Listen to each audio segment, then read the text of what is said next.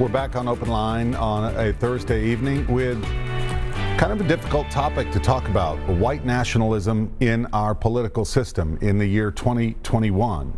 So we've already talked with our guest about what white nationalism is and these extremist groups, and we want to take some of your phone calls as well. We have a couple of callers on hold. Hang in there for just a minute as we welcome once again Sophie Bork James, assistant professor of anthropology over at Vanderbilt. We're going to talk in a little bit about some specific groups like QAnon and how they've used social media to spread this information, which I'm using the term lightly there. That paper that I quoted that you wrote back in October, you started off by talking about that plot by militia members to kidnap Michigan Governor Gretchen Whitmer. That's just another case. And it's frightening when you look at the details of what they wanted to do. What was their end goal? Yeah, that's a great question. And I mean, my understanding is that they were, there was a lot of vitriol against the COVID responses, so the responses to the pandemic. And, but I think, it fits in, their goal fits in with this broader picture, which we also saw on display last week, which is, this view that started within the white nationalist movement, which is a goal of overthrowing the United States government, right, and undermining democracy at every level. Mm-hmm. And so I think we see a clear kind of line of commitment, a clear commitment to those goals across a lot of conservative movements today, and I'm afraid that what the success of the storming of the Capitol will do is it's going to provide incredible propaganda opportunities to recruit new members and to make it seem like actually disrupting democracy is possible. Like being able to say, look, we were actually in the halls, the sacred halls of democratic power, stopping, the presidential vote from being certified. And it's going to expose every single politician, every single state capital to potential threats. Right.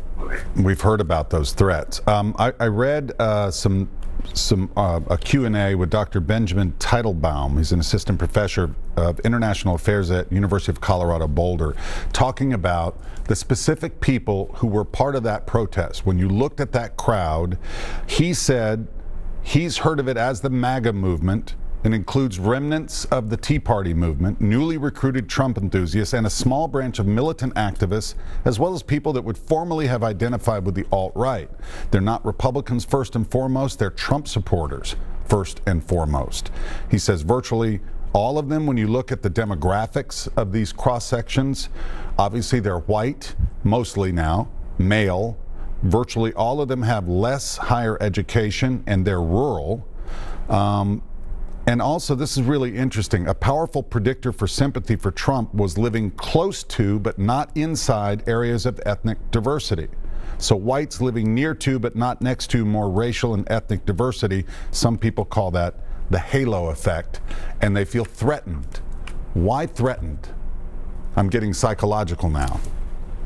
Yeah, no, so one interesting thing that I think is important to talk about is this concept called status threat, which is that people who are accustomed to experiencing privilege, if they think that their privileged position is threatened, it can cause extreme anxiety. Mm-hmm. And so I think we're seeing this in terms of shifting racial demographics in the United States, where over the next 20 years, the United States is projected to move to a majority-minority population.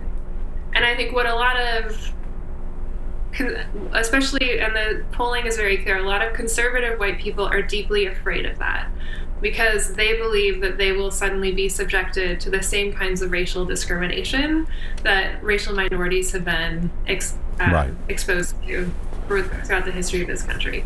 So I think what's really important is to show that actual inequality is not natural. Like it's socially produced, and it's also possible to produce a society that is actually supports equality.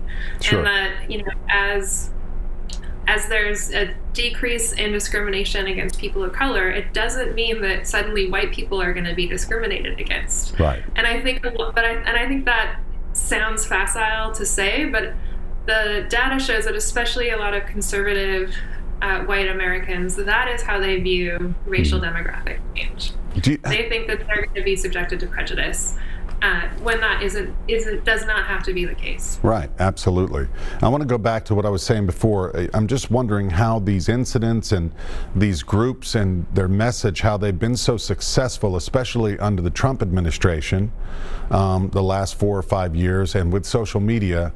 I know, and we'll talk about social media and the moves that they've made, but how that's going to impact being able to actually debate real policy. I've heard conservative friends of mine say, I'm not worried about, I know the world's changing and all that, I'm just more worried about specific policies that my opponents on the other side of the aisle are putting forward. I think it's bad for the country and this and that, and no one will listen to my argument anymore because they think, well, right away I have an R next to my name and then I've got to be a wacko. So it's going to take a while to be able to just kind of get back to that and respectfully debate. Yeah, and unfortunately, social media is not helping us get there. And not at all. You know, so much of that is because we are living in entirely different worlds, right? I mean, when we recognize, I think it's also, we need to recognize that the siege of the Capitol happened at the middle of a pandemic that's at that point was killing 4,000 Americans a day. Right. Right. Like, we're reaching the point where as many Americans are going to have died from COVID in a year as died in World War II. And yet that reality is clearly not recognized by that entire movement that stormed the Capitol. Right. Right. And, and it's very significant that we are living in entirely different worlds with different facts. Mm-hmm. Right. And it's really hard to move forward with that when there's so much disinformation happening on social media. All right, Professor, let's go to our first caller. We do appreciate all the callers taking the time. Yamina, hi, how are you, Yamina? Are you there? Yes, I'm here. How are you? We're doing well. Go ahead. What's on your mind?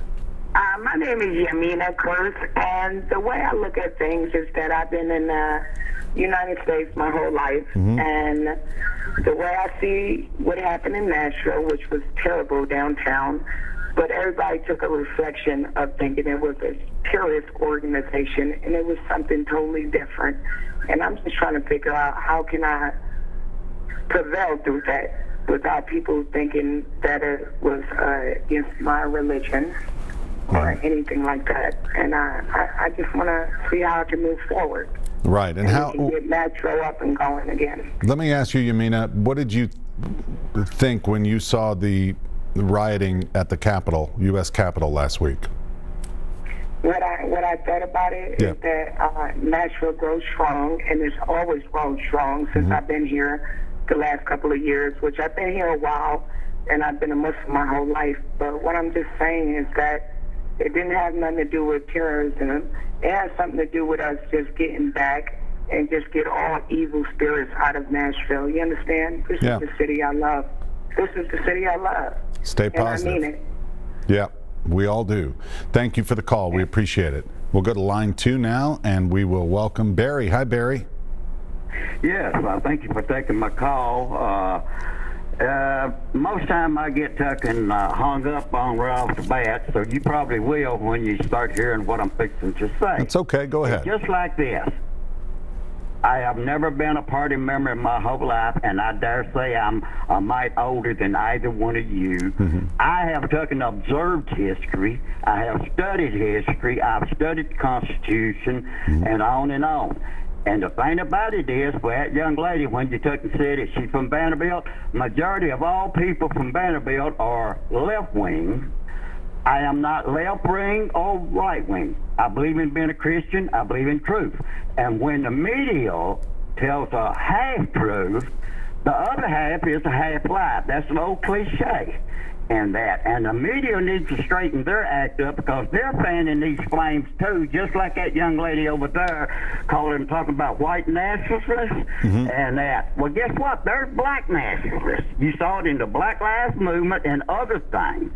And the thing about it is this: for Mayor Cooper Go back last year when he told them and invited the people to come on down to Nashville, Tennessee, and it was riot, looting, etc. Now, when he said come on down, then President Trump didn't say basically nothing different than he did, because this is our capital in the state of Tennessee.